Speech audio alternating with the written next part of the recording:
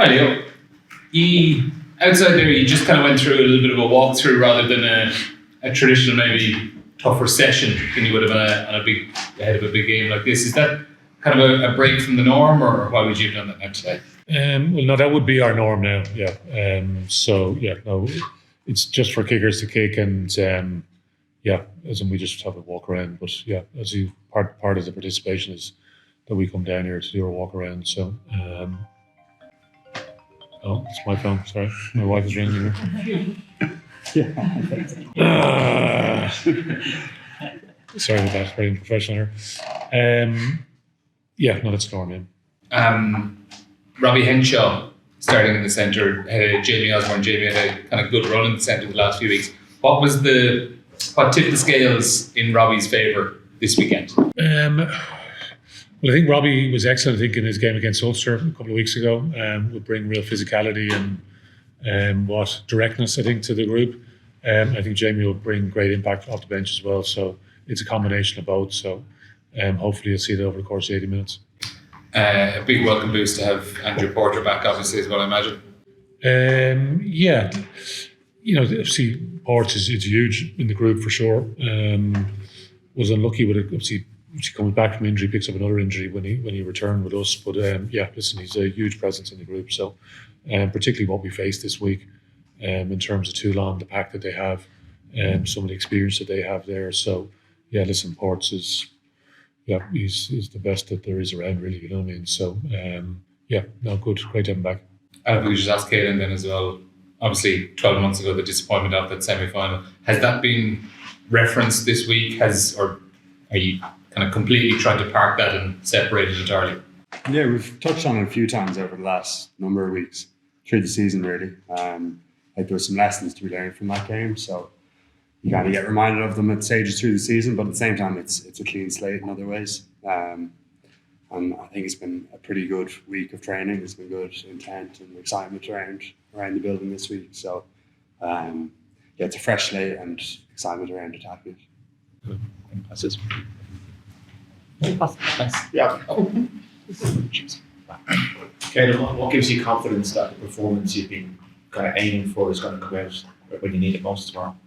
Some of the stuff I'm seeing over the last number of weeks, less so on Saturday, obviously, but going back a little bit further than that, and then also the systems that have been put in place in training, some of the stuff we're doing in terms of accountability, clarity on what we're trying to achieve, and we're seeing improvements week on week. Like I say, last week being an exception to that. But I mentioned at the start, there's a good buzz around the building. There's experience, there's a lot of desire.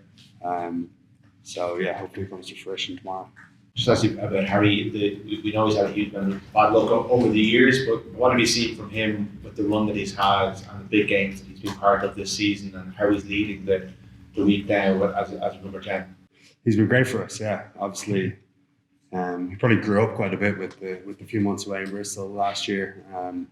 Going away to a different city by yourself forced you to grow a little bit, and we've seen that in how he's come back. Leads the week very well, as you mentioned there. Understands the game very well and how we want to play, and he's another big voice in driving things. So, it's great to have him in the form he's in. Josh, just what do you expect from that Toulon pack and going up against Oliver in particular? Yeah, they'll be good. I mean, it means a huge amount to them, the European Cup. So I expect a lot of physicality, as you expect from a lot of French teams, but there's some really good individuals as well. They can play ball as well as bring it up front. So it'll be, certainly thinking back row point of view, it'll be a good contest at the breakdown, and they'll be a big challenge. You mentioned Olivon is brilliant line-out operator, good around the park as well. So we'll need to be at our best as forwards, and I think generally in these knockout kind of games, a lot comes down to how the pack goes. The team that has the best pack or performs the best wins the kind of physical battle. The set piece battle will be a huge part to how the result goes. Yeah, Leo, just on Harry, I think it's his first start in the Champions Cup semi-final. What is it this season that has led to that being the case for Leinster? Well, it's his performances ultimately, isn't it? So that has got to this stage. So, and him and Sam are pushing each other all the time, which is great. That's what you want.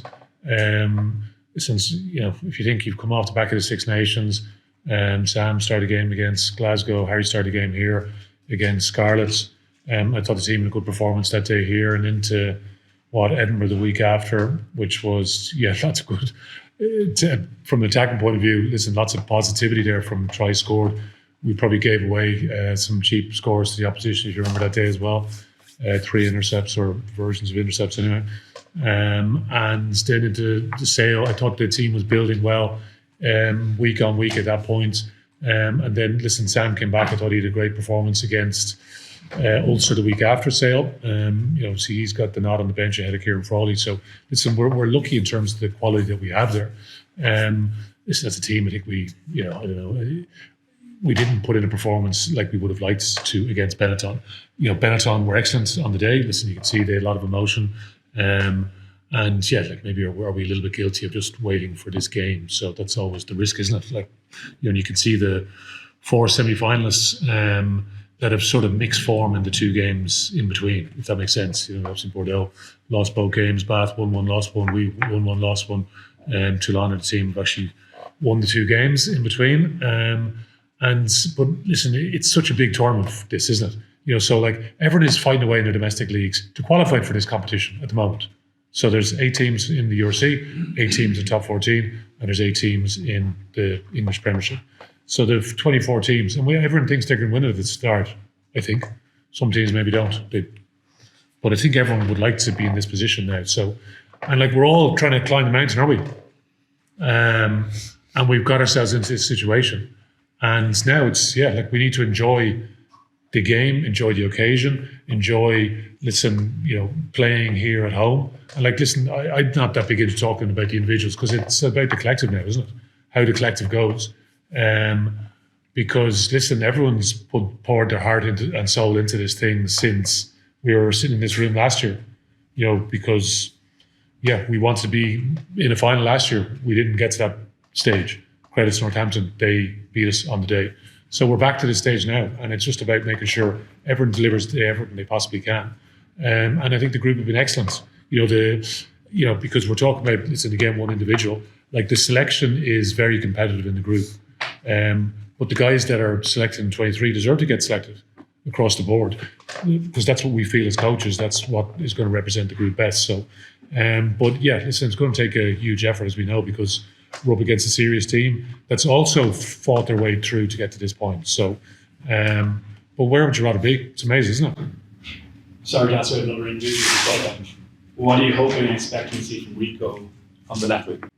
I'm hoping he scores 3 or 4 tries. That would be a nice one. Gets the ball in space. And for us that sees him training every day and seeing his athletic ability that he has. That's what we want to see. What do you want to see from your wingers? Scoring tries, finishing, number 1. That would be nice. There you go. You've been in the semi-finals so often. Is that a help that you're used to this at the moment? It wasn't a help last year. Or is it a problem that becomes so normal? It's not normal though either, yeah. So, and that's the thing, it's the acknowledgement, what the group has done to get to this point. Because, this has not always been straightforward, has it? It's been a very enjoyable season. It hasn't been necessarily easy, has it? But it's still been very enjoyable. And we've a great group that really wants to do well. And it's great to be here in a semi-final, and hopefully we will have a huge crowd here, and we can put on a proper performance that, the people that support these lads since they're kids, are here in the crowd cheering them on, and you have that special connection and you make it a magic day. But Toulon are coming to spoil the party, aren't they? Because you watch them against Glasgow, and I don't think many people are giving Toulon much of a chance, but you look at the quality that they have lots of big game players, they've lots of guys that can create something out of nothing, and make life very, very difficult for any opposition. So that's us this week. So we need to make sure we do everything we possibly can, and that's the way we try to prepare, not just this week, but in recent weeks as well, what Caelan's been talking about since since everyone's come back in post the Six Nations. So, but it's a great challenge, isn't it? And it's exactly where you want to be. We can't wait for the game now. Can't wait for the game. And yeah, we're excited to represent. It's the only Irish team left in the competition. And all the rest, it matters. Like, it really matters to us.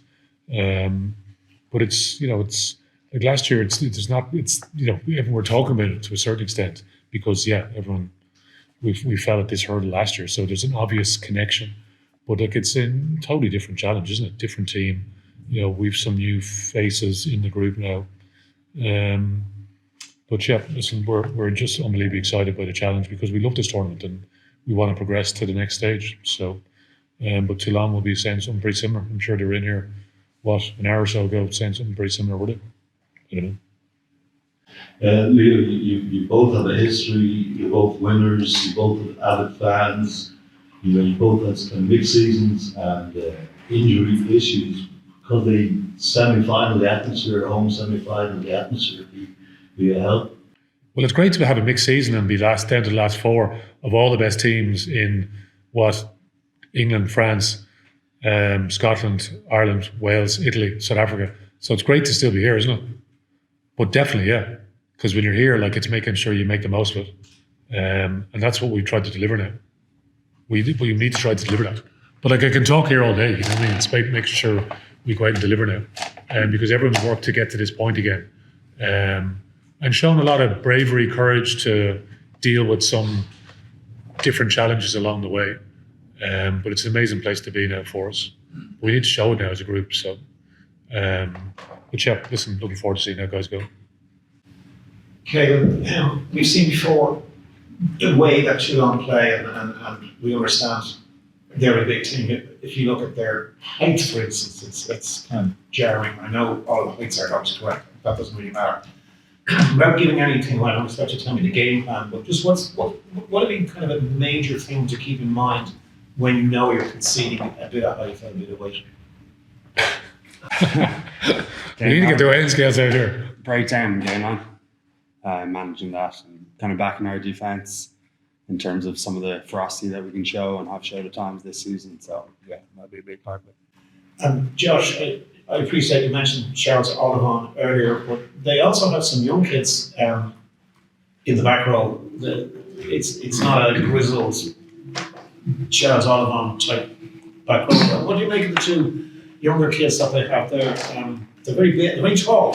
They're not necessarily very big. The English lad, Junior, Blue, and the Georgian, Shioshiri. Yeah, they seem good players. I mean, I'd always try and be aware of the opposition in that kind of way. You have a look at individuals, but then I suppose you have to appreciate how good they are. Obviously, they're lacking in experience maybe, but they have the ability there. So we've all been, many of us have been in that situation your first few times getting to play in Europe, but they've played really well. But I think from our point of view, as Kevin mentioned, from back row forwards point of view, trying to win that physical battle, breakdown, gain line, like Caelan said, that's kind of from our point of view, we'll try to focus on us and try to get those things right. And just Leo, the last one for me, Lexi Soroka clearly gets a promotion here. There's no other way to put it. This is part of his ability to show, I think, under pressure last week, etc., etc. Could you just tell us a little bit about maybe Lexi's progress sort of since February through the 6th, what you've seen, this surge that he's done? Yeah, like Lexi's been in the system a good while now, you know what I mean? But has been unlucky in terms of some of different injuries have struck at certain stages, and it's a very competitive spot as well. But his ability to cover 4, 5, 6 obviously is a big thing as well for the group. So, but yeah, very athletic guy, Alex. A very passionate guy as well. Really wants it, which is it's great to see. But puts in a huge amount of work in all aspects of his game. So the physical part of his game, but also like in terms of from a tactical point of view, the amount of analysis that he would do, line out wise specifically. So there's a great group of players that we have that work incredibly hard in that space. So yeah, listen, he deserves his chance, and it's great to see him at this level now, and it's a great opportunity for him for sure. Thanks so much. Caelan, 3 weeks ago, Leinster won I know you weren't playing, but the expectation would have been the next day ahead of Glasgow hosting Toulon that you probably would have been doing your captain's role in Murrayfield today. That's what the bookies would have expected. It didn't transpire, and the general consensus would be, oh great, Leinster have a home semi. But in many ways, Toulon could be even away, could be even more dangerous than Glasgow at home, couldn't it? You look at their season, it was going nowhere to 4 weeks ago. Well, I mean, even just looking at some of their individuals, they've got it's a pretty star-studded team they've got. Across some positions, they've got internationals in both. If you look at the 9 position in particular, 10 as well. So of course they've got good individuals. They've got a pretty steeped history in Europe as well. Very proud club, as are we, obviously. So I think either way it was going to be a battle. And it's one we're very excited about having here. Like, you work very hard during the group stages to get home advantage, and we're fortunate in the way it panned out. I'm looking forward to having hopefully a loud supporters group there tomorrow, and through how we play, we hope to bring them alive even more. Sorry to bring up last year's semi-final again, but you said there are lessons to be learned. Could I ask you what the biggest lesson might be? And also, has last year's result heightened the pressure of you guys to win parts? Some of the specifics are like kick chase. Obviously, a lot of their tries came in a relatively short window, and some of them were off loose kicks and not being connected on kick chase. So that's a big one. Contact area as well in terms of missed tackles and the meters we allowed them to gain after contacts as well.